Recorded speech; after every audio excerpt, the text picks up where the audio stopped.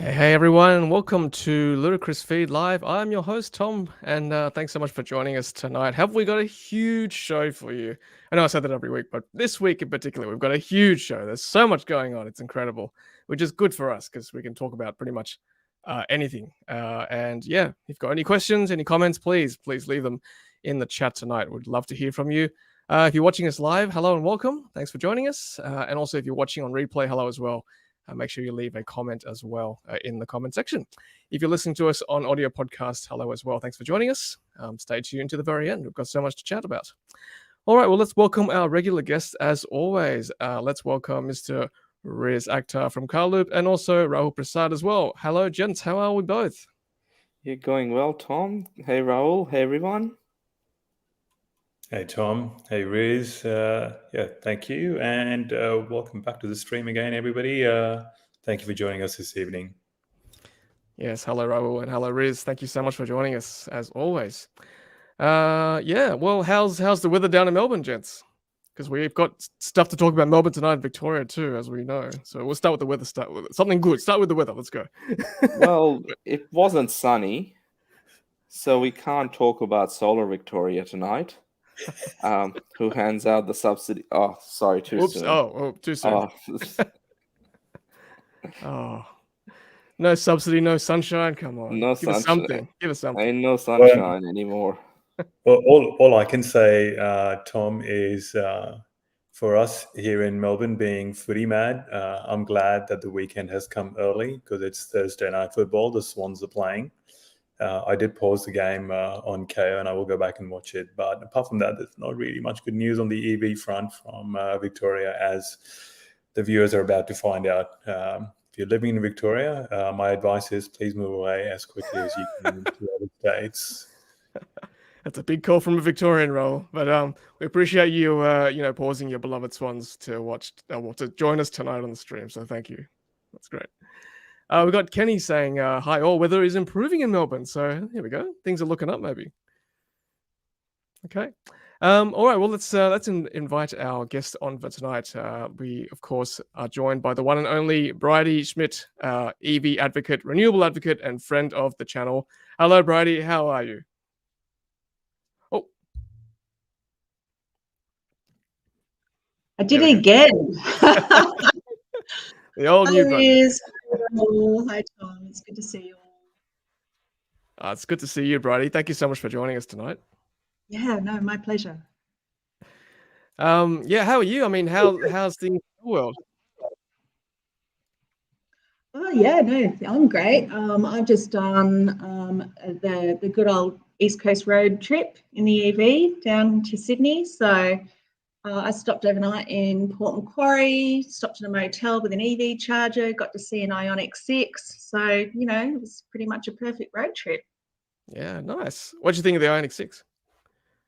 Yeah, it looks good. It looks good. I didn't get to sit in it. I had a chat with the guy that bought it. He, interestingly enough, he had a Model Y on order, but it took a while. He ordered a red one. Took a while for him to get the VIN. I think he got sick of waiting. So he went for the Ioniq 6 instead. And it looked nice. It was in red. Nice, that sort of deep kind of cherry red. And, same sort of dash as the Ioniq 5 and all. So, yeah, nice vehicle all around. Yeah, wow. Okay, well, it's interesting to see the Ioniq 6 is getting delivered in Australia. We know that obviously the Ioniq 5s, they tend to come in dribs and drabs with the chook raffle, so to speak, order system. But yeah, good to see that gentleman got it before the Model Y. Well, it's actually climbed up the ladder in the EV sales this month, hasn't it? Riz, has it? It's all about SUVs. We don't talk about sedans here. I actually didn't have a look. I think they sold less than 70 this month, but yeah, they're picking it up. They're picking up now. Okay, good. Well, speaking of SUVs, let's chat about the news that Model Y has become the top-selling SUV in Australia. And this was written by both Giles and Riz. So, Riz, take it away, please. It looks like it's topped pretty much all passenger vehicles if you sort of exclude the light commercial stuff, which is your Utes, the Rangers, and the Hiluxes, it's done really well. And it looks like it might sort of surpass the Model 3 as the best-selling car this year, which we've seen happen in many other markets where Model Y is launched. Eventually, it eats into Model 3's market share. But yeah, it's done extremely well. And I think part of it is as well, there's an issue, not so much an issue, but production-wise, Tesla's producing a lot more of these compared to the Model 3s in Shanghai. So they're starting to come through, and Australians love SUVs. 53% of all vehicles sold last year was an SUV of some sort. So that's what people want. And yeah, it seems to be climbing the ranks, and Tesla can keep up with the supply. Yeah, absolutely. I mean, look at this list here, right? The top 10 you've listed here. So you've got Model Y, Atto 3, ZSEV, XC40, Polestar 2's sort of half there, C40 again half there.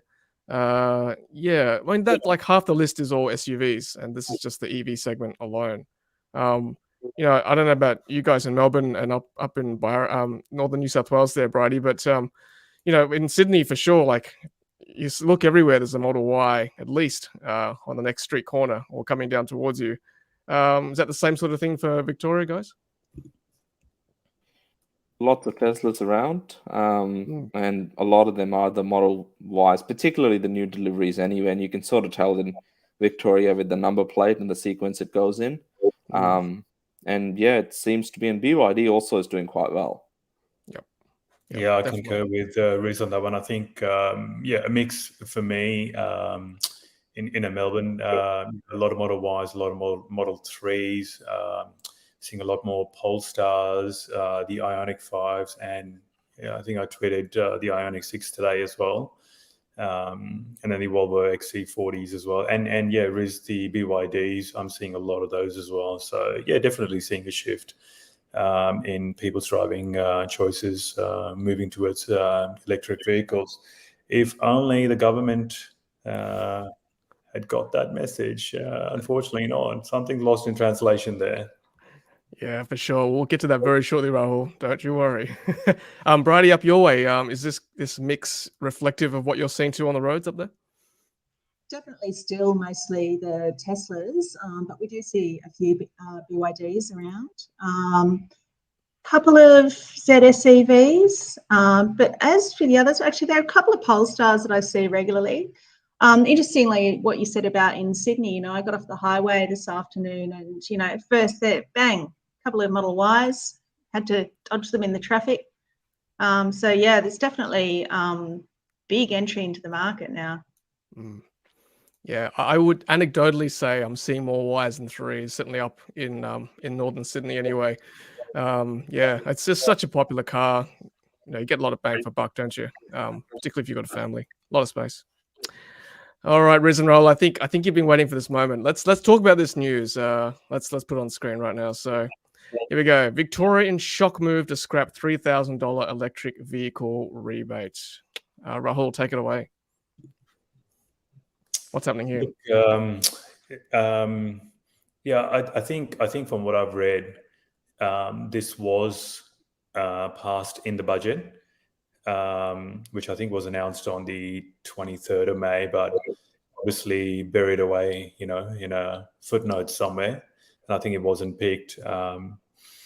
Just personally, I mean, the lack of the rebate or the fact that they're looking at scrapping that rebate doesn't affect me personally because we've already got our car. But I just feel it's such a backwards move, considering that most states, if not pretty much every other state, has got a rebate in place.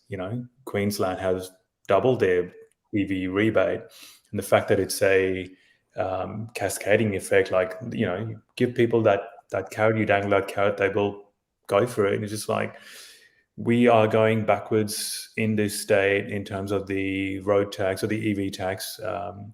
And then the scrapping of that EV policy as well. And I think it may have something to do with the lack of the debt that the government and the state has incurred over COVID period, knowing how much lockdowns we had. I get that. But in terms of infrastructure, the money that they're spending on infrastructure projects, And the fact that if they're going to scrap this, they haven't announced what they might do instead. Are they going to put that money towards charging infrastructure? Are they going to try and utilize it in some other way? There's just absolutely zero information, which is extremely disappointing. Riz, how many were actually allocated when this first came out in 2021? This subsidy. 20,000 was what they sort of said at that time, and the last correspondence I got out of Solar Victoria, which hands these subsidies out, was mid-April and was around 692 were handed out till mid-April. Now, as everyone sort of knows, once you get on the beers, you sort of forget how many you've handed out of the 20,000, and then you sort of say, well, we'll pause it at, let's say 8,500. We won't let any more go. And that's where they're sort of going to end up stopping the rebates. It's like, as Rahul says, it's sort of like we've got an issue with the budget. That's cool. But I'm sure people would understand if this was communicated effectively and not sort of hidden away. Transparency is the key. And I think a lot of Australians expect that of politicians and others. And I think we just haven't received that. We don't even know who the transport minister is in this state, let alone what everyone else does. So it's just like, if they're going to make these decisions, explain to the people that voted you in why and how. What else are you going to do with this funding? Or even if you're going to scrap it and say it's because we're going to repair the budget, then people would understand. But nobody's really come out and said anything. So problems don't go away. Climate change is real. We have to do something about it, or we have to make it more affordable for people to buy an electric car, whether it's new cars or used cars. More importantly, how are we going to get more stock of used EVs for people that only buy used vehicles if we're not going to sell more of the new ones? So interesting times. Yeah, I mean it is disappointing, and I think the cutoff is now the 30th of June, I believe. So, if you're looking to buy an EV, you've got 22 days to get this subsidy. Do you think we'll see a flurry of people buying now that there's a cutoff date, gents, in Victoria? Hard to say. I think it depends. There is something else I've heard, that if you do purchase a vehicle by 30th of June, as long as the vehicle's delivered before the end of this year, I think the subsidy is still valid. So I guess anyone purchasing a new vehicle doesn't physically have to be here by the end of June as such. So if you purchase a new Model 3, for example, or a BYD Atto 3, if it takes 3 months for the car to get here, as long as you've sort of have a contract in place, you should be able to get that rebate as well down the track, as long as you sort of sign on before 30th of June. I see. And see, Lindsay's saying a lot of EVs in Melbourne have New South Wales plates too. So interesting there. Bridie, I guess living in New South Wales, it kind of makes you thankful that we have the subsidies available here. I myself personally claimed it for Model 3s. Are you seeing more charges up your way as well as part of the New South Wales policy? More charges? EV charges.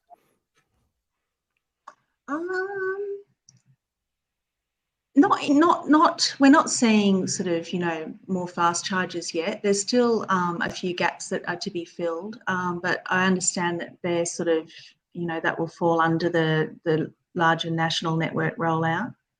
I did think that like the motel that I stayed at last night had 2 of the MG charges, which is part of that initiative that MG introduced. Yep. So that was really good to see, and I hope a lot of other motels have, taken that on board as well.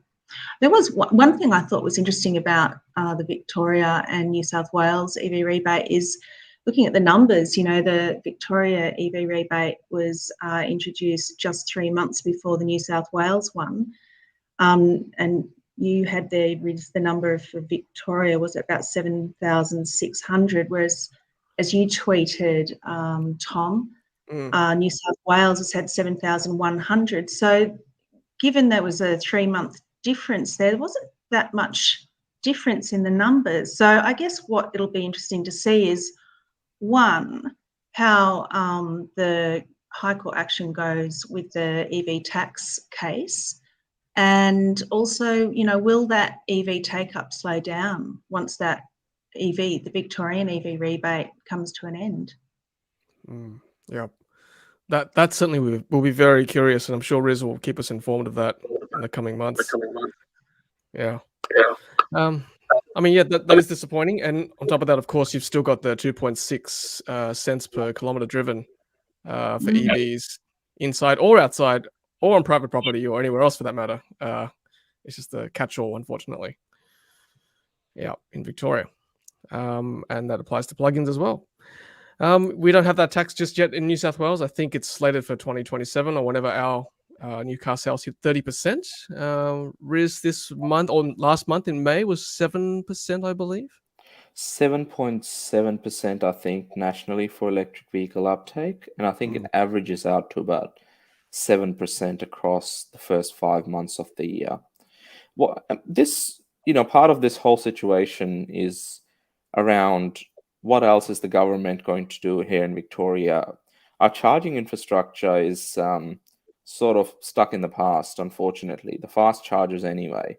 I know Melbourne's quite concentrated with population density quite high, but even if you look at plug share, in the Gippsland area, which is supposed to be, fairly popular amongst tourists, there's barely anything. I went for a drive down to Leongatha, which is sort of southeast of the state in South Gippsland. There's been charges or there's been sites earmarked by the Victorian government for, I think, nearly over a year now. And it was supposed to be completed by the end of July. And it doesn't look like anyone's put a shovel through the ground in any of those areas. So, and this is the stark difference between, let's say, New South Wales, Queensland, and us, which is in Victoria, they're putting one tritium charger, no AC backup, with one CHAdeMO and one CCS port, which you can't use at the same time. And that's it. And even those sites, nothing's happened. So it's like it seems more marketing that they're doing a lot when not a lot is happening on the ground here. And same thing with private companies like BP Pulse and a lot of the other like Ampoles of the world. They're investing, and Jolt, they're investing money in the states that have already put money aside for fast charging infrastructure, such as New South Wales, such as Queensland. And we're sort of being left further and further behind because, those companies can see that it's all a marketing ploy rather than actually doing something. So I think, one charger in 2023 that isn't even going to be ready at the time you said it was going to be ready. People can't travel to those areas, and it's not as accessible to do that because the charging infrastructure just isn't there. And on top of that, we pay the tax, which I'm not sure what that's building because it's not, connecting any high-powered electrical plugs out. So, yeah, it's going to be interesting to see what the impact is, and we'll try our best to monitor that as we move along on this live stream and elsewhere as well. Yeah, it's about sending the right signals as a government, right? So as you said, Riz, the right signals are coming from New South Wales, from Queensland, from other states, and see what happens, right? You get more infrastructure here. So, yeah, and you've got some Victorians agreeing with you here. In Melbourne West, there's barely anything from Manya, and DC is saying there is barely anything up in the Victorian Alpine areas. Huge amount of people go up there, like, come on. Yeah. Got to build on where people go, 100%. And Ray is saying McDonald's at Nelson South has an EV network, 50 kilowatts. Okay, thank you. And Peter also said superchargers at Exeter, which is a very popular spot in New South Wales, went online today. That's fantastic. Great, just in time for the long weekend. With 2 of the 4 EV networks on the other side faulty. Yeah. So as we know, Tesla superchargers are the most reliable network currently. So good to see them opening up more on that route between Sydney and Melbourne. Cool. And all right, let's chat about something else. Have a look at my notes. Let's talk about this. That the Model S Plaid has become the fastest car again, production car on the Nürburgring track. Model S It's a Plaid. So track. there we go. So, It's a go for it, Riz. I think most car enthusiasts sort of know that famous track in Germany that everyone wants to, fang a car around. And yeah, fastest production, mass production electric car, because I'm sure if they put a Rimac on there, it will probably murder most cars on the road. And yeah, they did quite well, but apparently this record's already been broken. Oh. Okay. So yeah, that's there's two sports cars. I guess you can call Tesla Model S a sports car as well. There's two sports car companies that have a bit of a tit for tat sort of rivalry at the moment. And one of them, not Tesla, is just about to celebrate their 75th year anniversary. And that's probably why they haven't announced that they have already beaten this record with their electric vehicle. I see. And that company from Stuttgart, Porsche, is probably going to be announcing that on that same day. But I think this is just the start.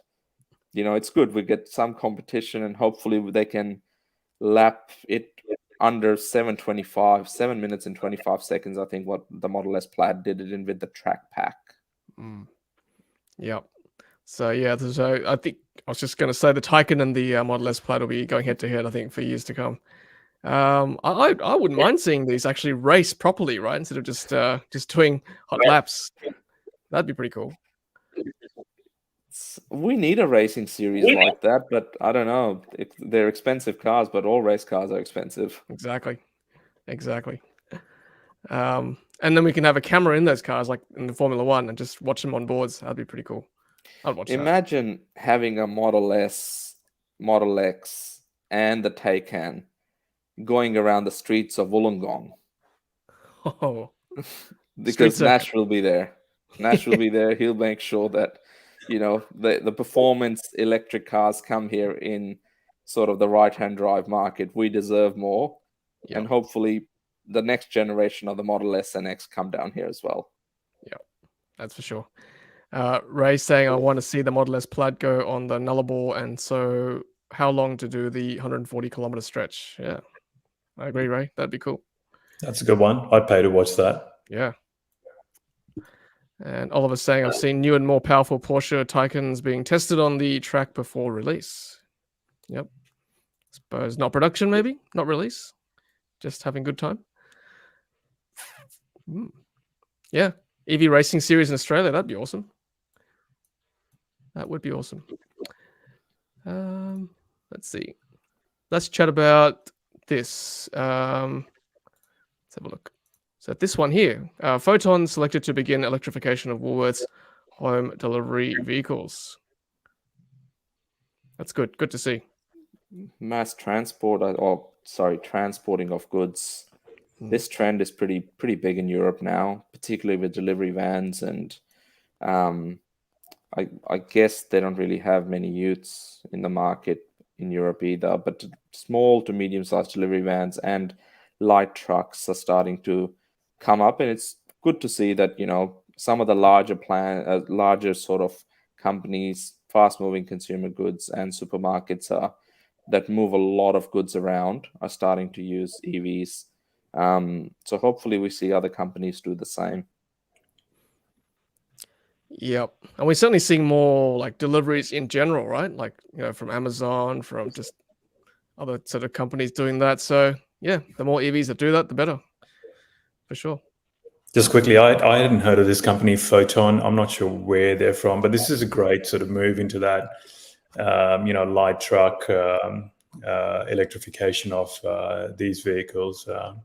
And again, there's so much FUD out there in terms of whether trucks can be electrified or not. I won't take the name of the person, but obviously there was an article, better known as Mr. Bean, it's like, hey, electrification of trucks can't happen. I'm just like, hang on a second. Tesla, the Semi, Amazon with the Rivian trucks, and, now Photon with the electrification of Woolworths. I'm like, maybe you didn't get the message, Mr. Bean. I'm not sure what year you're living in. Well, It's speaking of which, let's put that story on yeah. right now. Actually, good segue there, Ro. I like it. Okay, so for those of you who missed it, so Mr. Bean, aka Rowan Atkinson, was kind of poo-pooing electric vehicles this week. And yeah, he sort of drilled into the facts and yeah, said we're getting duped. I don't know. Bridie, how do you feel about this? I love Mr. Bean personally. I love the series, but I'm not sure how to feel about this. Oh, I was, yeah, like completely floored and shocked because not just Mr. Bean, but we were massive Blackadder fans as kids, and it was a real surprise, and also obviously brought to light by another favourite comedy character from childhood, Aka Crichton. So Robert Llewellyn on Fully Charged, and yeah, it was really good to see Oke Hoekstra pick this up and really pull it to bits because, he, as people may not know, Oke Hoekstra is a Dutch EV researcher at Eindhoven in the Netherlands. And he's just really great at picking apart and busting these myths. There's, so many things wrong with what Rowan Atkinson was saying. Picking up things about synthetic e-fuels, and there's been a lot of research done, like for example by Transport Environment, which is a European EV lobby, clean transport lobby, talking about there's huge amounts of energy that are needed to make synthetic fuels, and it's the same with hydrogen. And there's another really good episode on Fully Charged where they're talking about, hydrogen uses about 12 times the energy to actually convert it into hydrogen and then use it to make a car go.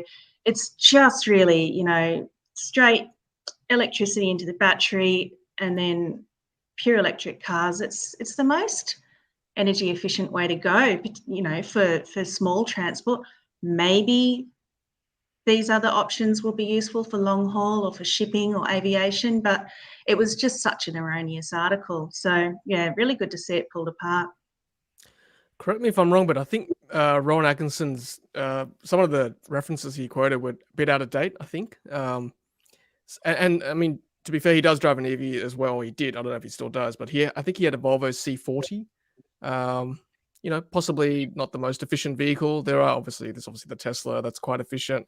Other manufacturers are not using cobalt anymore, like the LFP pack is free of rare earths. So a couple of facts there that, as you said, Bridie, could be probably not a doubt better in this article. Riz? Yeah, there was a really good article on Inside Climate News that mentions that Rowan Atkinson last owned, he's bought his electric car 9 years ago, and that his first university degree was in electrical and electronic engineering. Maybe not really up to speed with the modern technology. It's okay. really interesting because, being a car fan and a sports car person, Rowan Atkinson apparently crashed his McLaren F1 twice. No.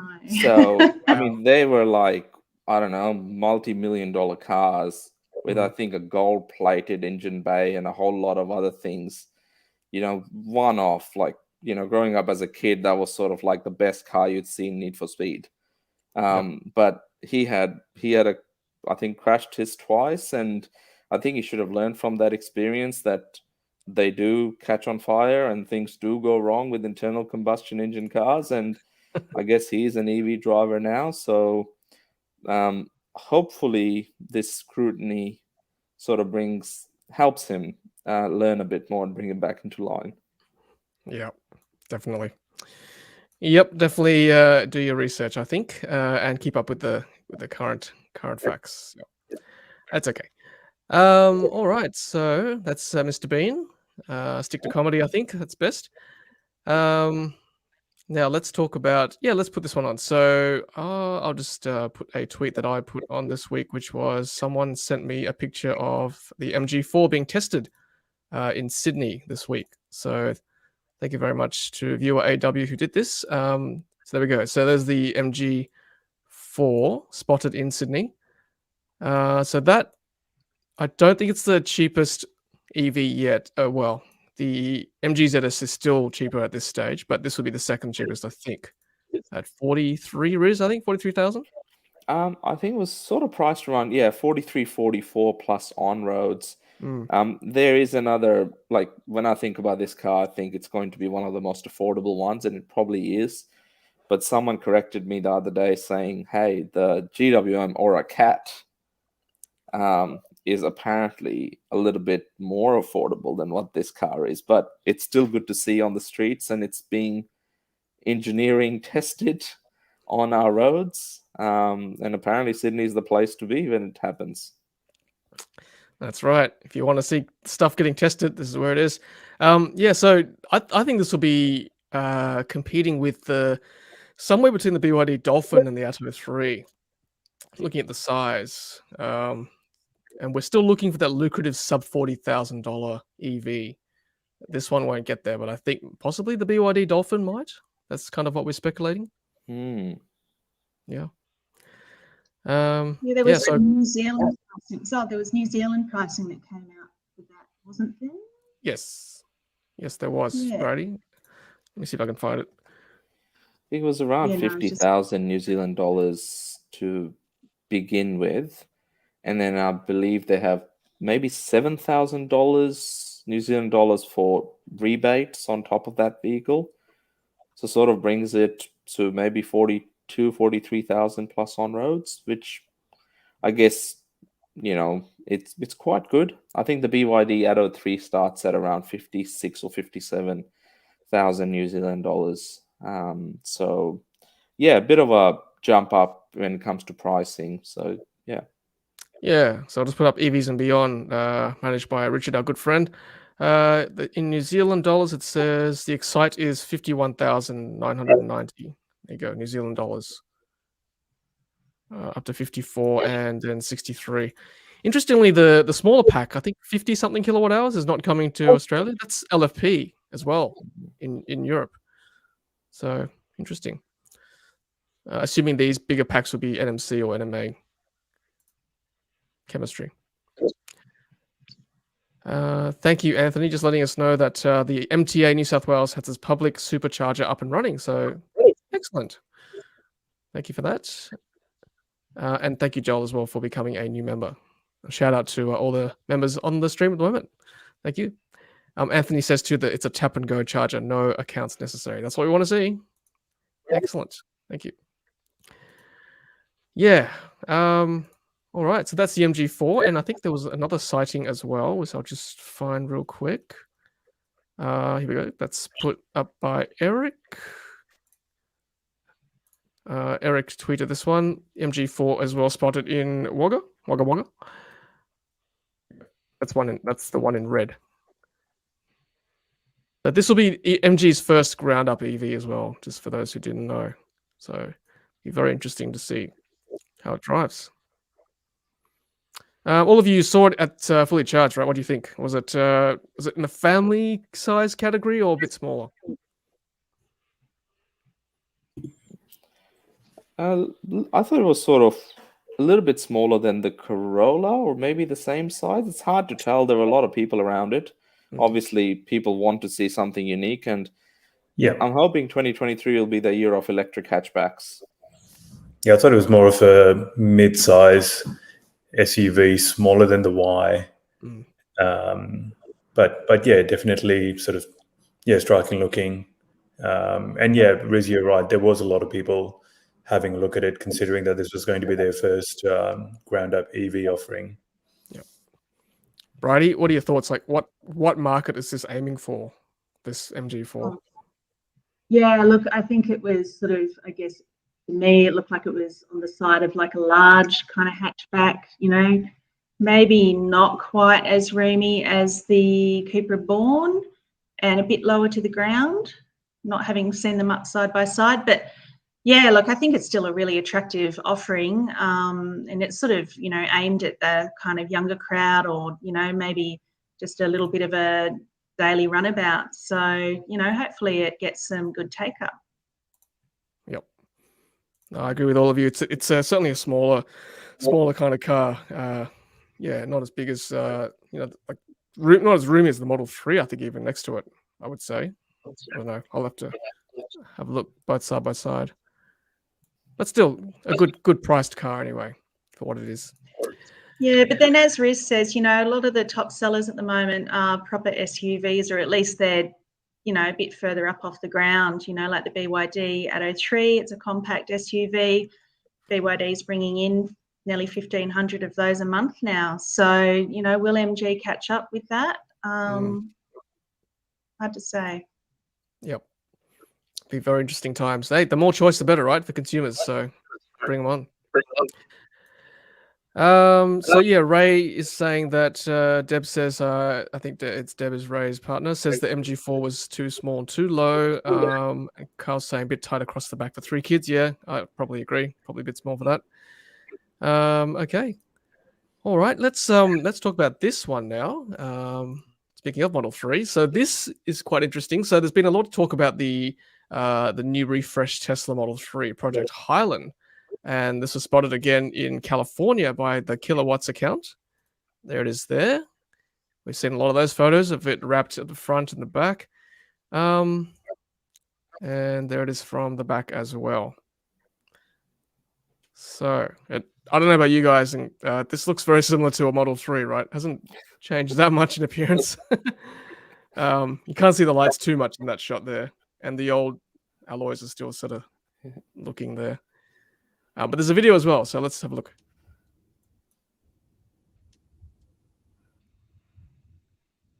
Spot it in the wild.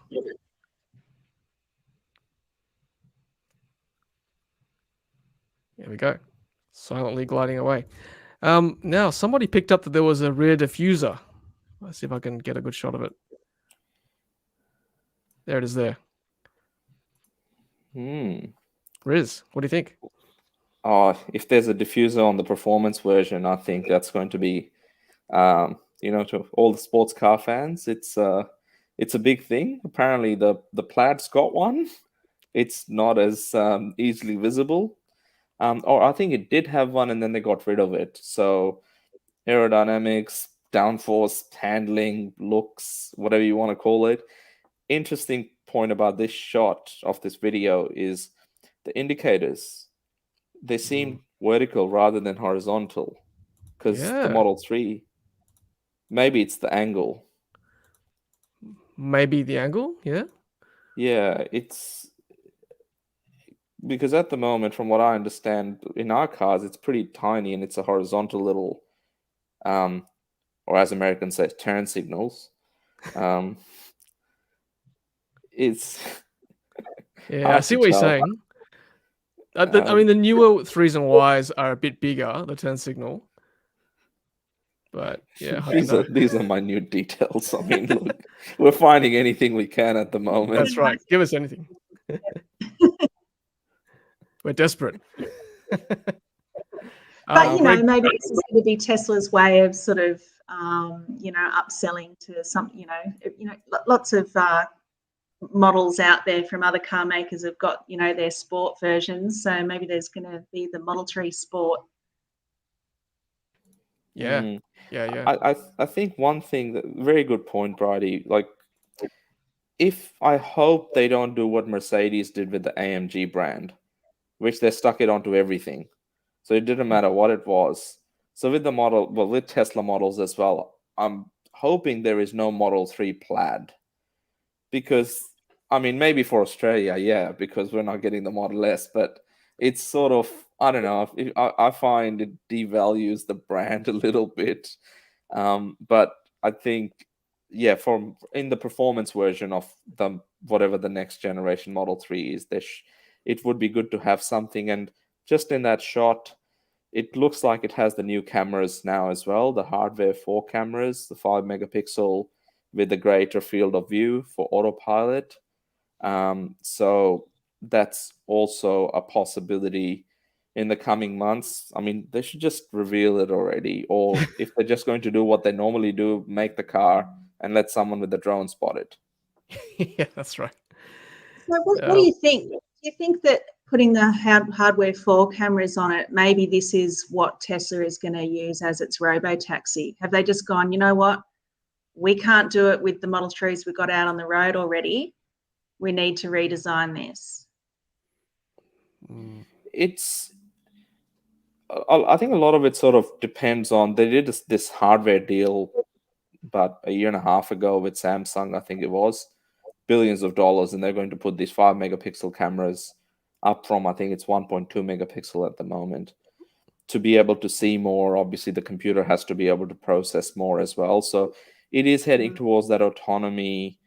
We don't know if that Model 2 is going to form part of that, but you would think it's too much kit to go into such a affordable $25,000 car. Yeah. So maybe they are going to stop at Model 3, and maybe these will become the robo taxis. But the Model Ys are also getting, the ones that are being built out of Fremont, the Kilowatts has also spotted them with hardware for cameras that have like a bit of I think a light refractor of some sort. It's got a red tinge. Sort of looks like Terminator's eyes when they're glowing red. So maybe Tesla wants to introduce that everywhere, and the hardware for cameras already exist in the Model S and X's since February this year. So yeah, next generation. What I'm curious about is, I know Elon Musk did say during the investor day, he said that there's no opportunity for the retrofit of hardware 4 cameras into existing fleet. And he did say that the hardware 3 cameras will be FSD capable. So, if they're saying this is better, then is the hardware 3 stuff compromised? It's not as good. I think it's pretty good based on what we're seeing in the US. Sorry, Brady. No, you go. Yeah. I was just going to say, I mean, there's Model 3 owners and Model Y with hardware 3 cameras that have bought FSD. So, we've got to assume that it's going to work with those cameras. But maybe it's just taking that up that level to full autonomy. Yeah. Yep. Certainly will be different levels. I know, those of you, I think all of us have owned a Tesla in some time, but the front camera was never, or any of the cameras weren't never designed for Sentry mode or dash cam. They were just designed for autopilot. So there's always a bit of an angle where it's not caught. Like if someone's really at your far edge of your view, the front cameras don't catch it. It's not wide enough. And then the side ones miss because they're facing back. So that greater field of view, hopefully in the front, will help as well. Just day-to-day stuff for Sentry mode and dash cam. Just a small point there. And I've got here that S Ninja saying rumors have said that the Model 3 has a facelift like a Roadster, and Taycan with speed boost. They might even have the Model 3 S and X shifters as well. The shifter part I sort of agree with, because that same car was spotted on the Californian Tesla track, and where the gentleman that was test driving it, when he wanted to reverse out of the car park spot, there were no stalks. Just saw him flick down like a Model S or an X on the screen to put it into reverse, and then the car reversed. So not sure, maybe it was running a Model SX software in it or something. But yeah, there was no sort of movement of stalks or anything. So maybe no stalks. Cybertruck, I don't think, has them either. Bit of mind control. By the way, this is all just hearsay. Like, nothing has been confirmed by Tesla. I'm sure one day they'll just drop it on a Friday and go, here we go, guys, here's your new car. There's no confirmation. We're just speculating, as always. So take everything you hear from us with a grain of salt, as always. Now, something a bit closer to home. This opened this week near you guys, Riz and Rahul. Here we go. Rahul tweeted this week. New chargers by Synexcel 2007, 8 kilowatt, 2x CCS2 plugs with dual charging capability, 40 kilowatts each. These have been sorely missed, so great to have them back online. And Rahul, did we kind of influence Rob from ChargeFox to get these back online, possibly? Oh, I think only just a little bit. That was great. That was great. That live stream that we had with Rob, and obviously he, mentioned that those chargers were on their way. So yeah, thank you to ChargeFox and Marybeck Council for getting the Synexcel chargers there. I think they've only been there for a couple of days because, as Rob mentioned on that live stream, this particular location has been one of, if not the busiest EV charging location in the entire country, the whole of Australia. So you can just imagine the amount of usage that site gets. But the 2 times that I've been there this week, they've actually been free because I think they've just come online, and a lot of people don't know about it. But yeah, generally, I think once people do get to know about this, I think my charging times will be somewhere after 10 o'clock at night once everyone's gone to bed.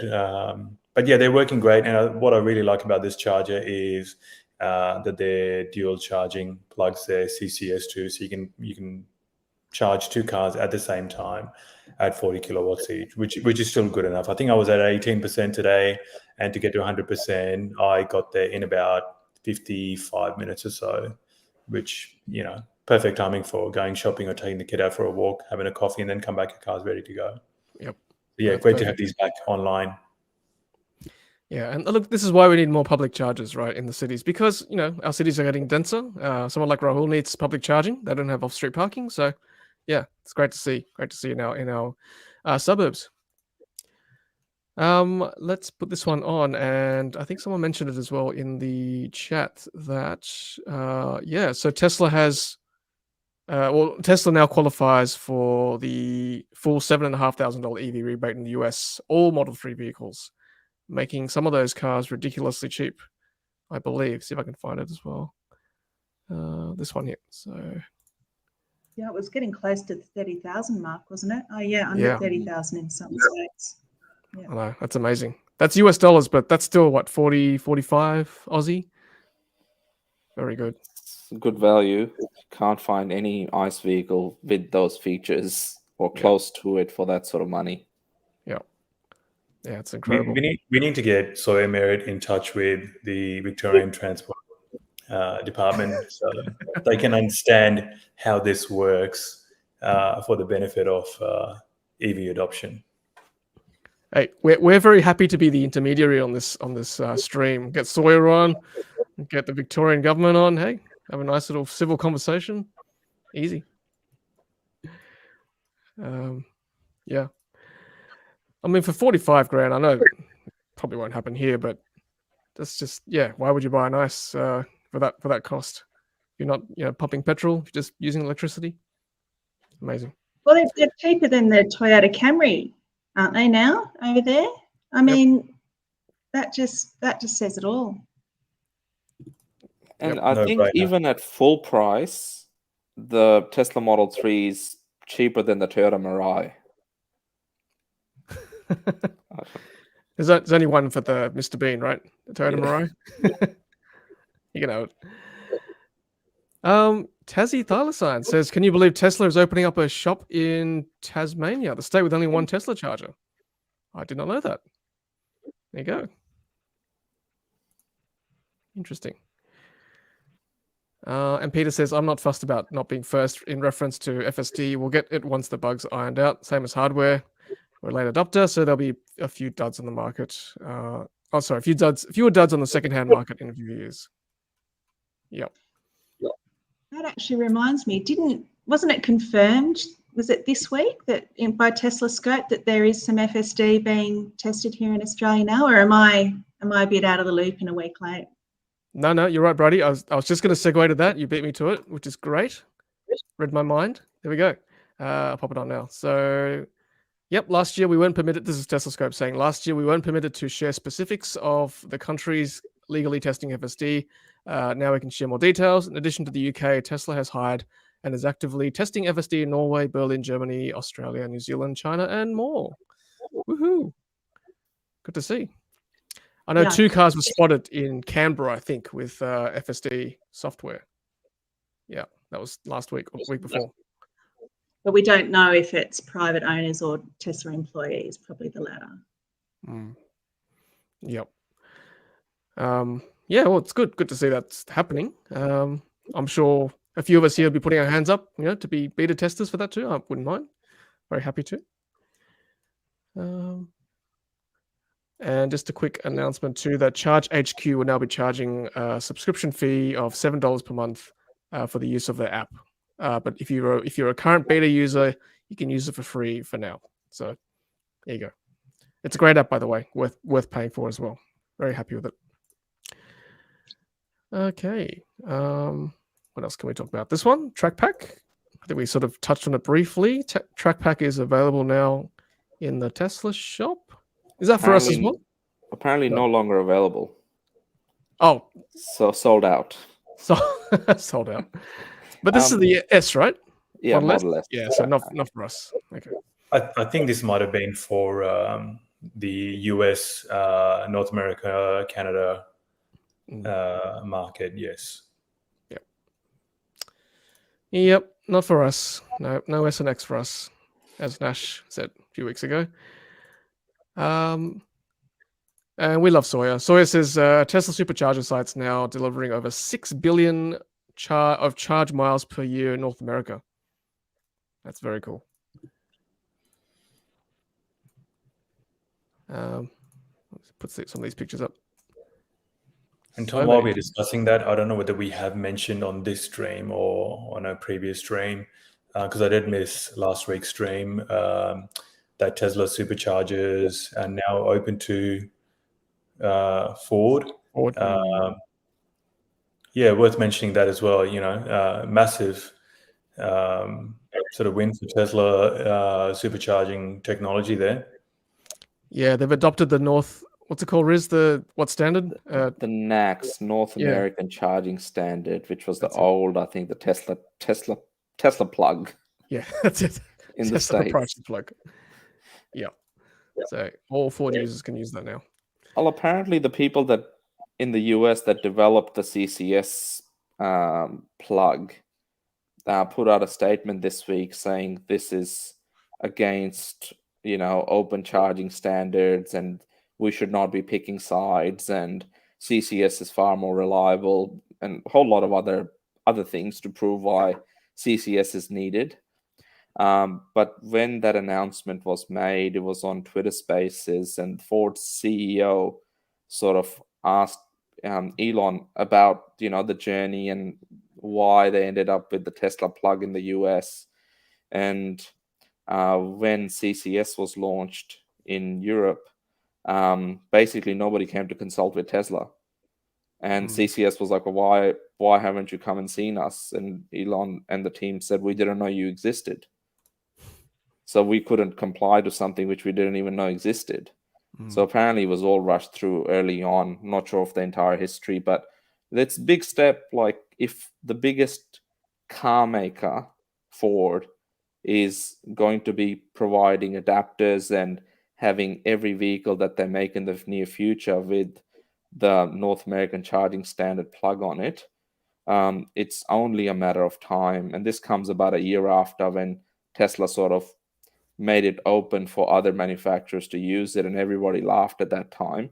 But now basically it just seems it's only a matter of time before GM and others probably do the same thing.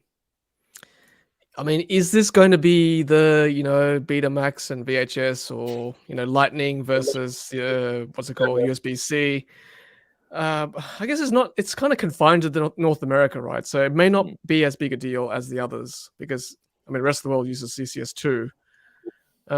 Yeah, if you got Ford, you got Tesla, as you said, GM maybe as well one day. That's pretty much the entire market taken up. And this week, the GM CEO has come out and said that, I think the ICE vehicles or EVs will not be as profitable as ICE vehicles till 2030 or something like that. And they're supposed to release a $30,000 car. I think it's the Lyric SUV later this year, because they're no longer going to make the Chevy Bolt anymore. And that was their best-selling car for many years, including this year. Yep. So it's going to be interesting, but everyone has to eventually pick a side, particularly in the US. And if the public charging infrastructure is not such as what we have here as well, the non-Tesla stuff, if it's not going to be reliable like the Electrify America's charging network in the US, which is one of the largest, then companies will say, well, our EV drivers deserve a more reliable network, and we'll go with Tesla. I just want to point out how lovely this charging site is in Santa Monica in LA. It's covered. There's so many. I'm sure there are amenities nearby. Maybe even the beaches nearby. It's just incredible, right? This kind of stuff we can only dream of here. So hopefully not too far away. Okay. Let's see, what else can we chat about? Tom, just quickly wanted to pick up something regarding deliveries of EVs, including Tesla, and Bridie mentioned previously about MG cars, whether they can get their cars delivered to Australia. And I believe another comment in the chat tonight about Ioniq 6 facing 6 to 12 month sort of wait times on cars. Should we just quickly talk about that and how that may impact people who are looking at either getting EVs from different manufacturers or waiting on their EVs, and how that's impacting them?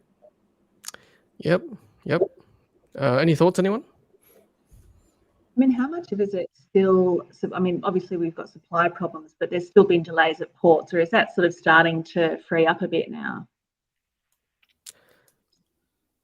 I believe some Tesla owners received texts this week that there was delays at the docks. Yeah. Yep. So some of it is out of the manufacturer's control, I think. There seems to be improvement, particularly here in Victoria, but that could be because nobody wants EVs here anymore.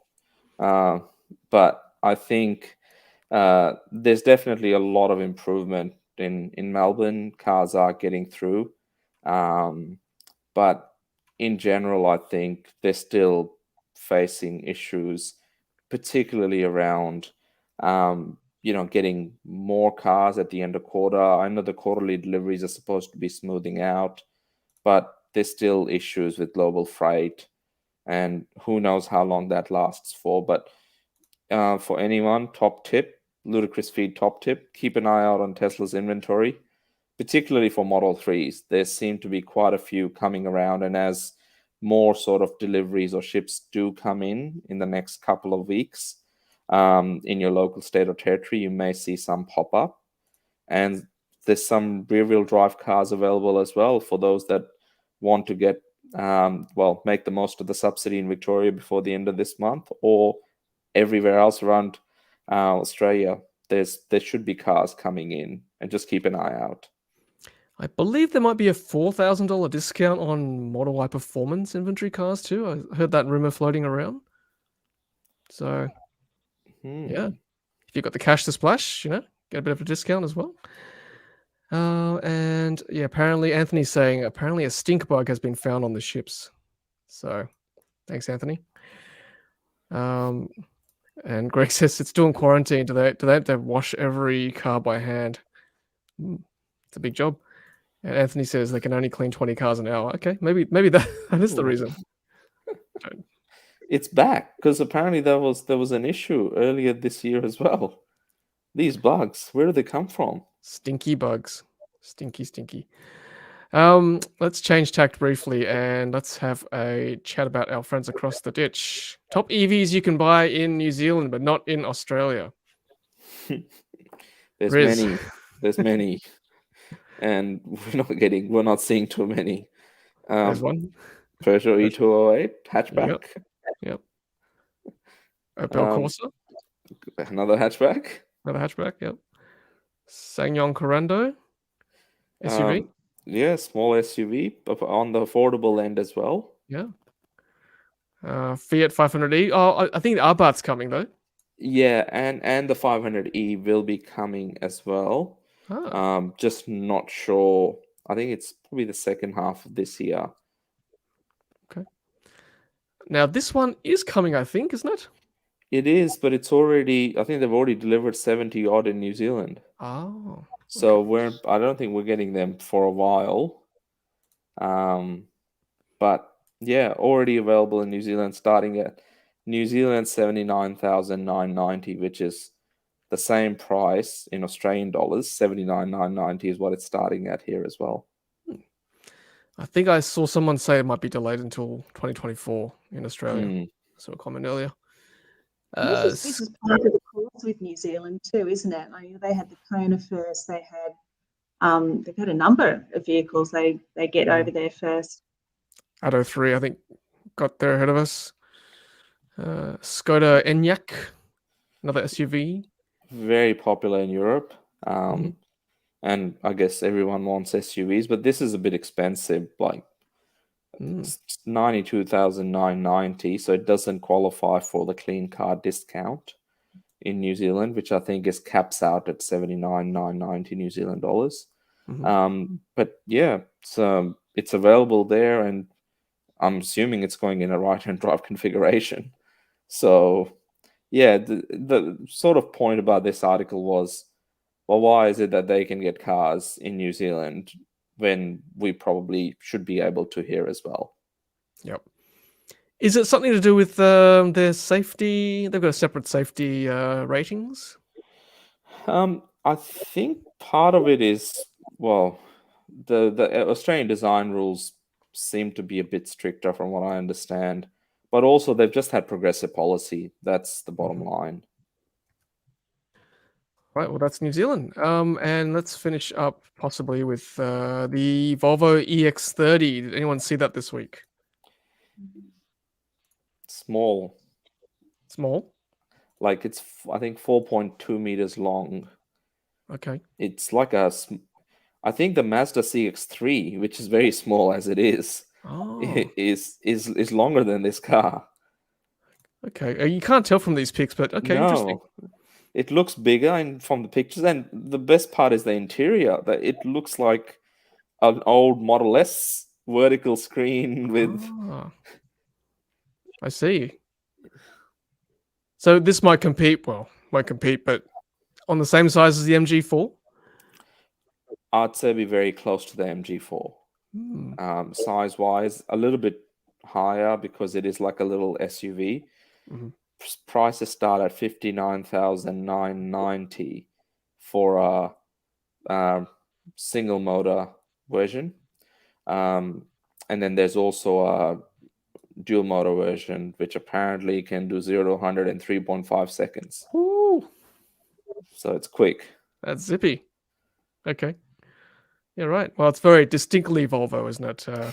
You know, Thor running lights, those kind of things. So yeah, the more the merrier. Yeah, Gaffer is missing. Riz and Rahul's reports. What happened to those great charts? So Riz might need to see them back. I've been helping the Victorian government. Oh no, shouldn't go there. Don't admit that. Yeah, we'll get him back, Gaffer. We'll Don't get worry. it back. We'll get him back. Don't worry. Okay, well, I think that might be it, gents, ladies and gentlemen. So, yeah. Well, actually, Tassie's asking any final word on the High Court challenge. Yeah, I haven't heard anything yet, so we'll have to get ask Chris about that, I think.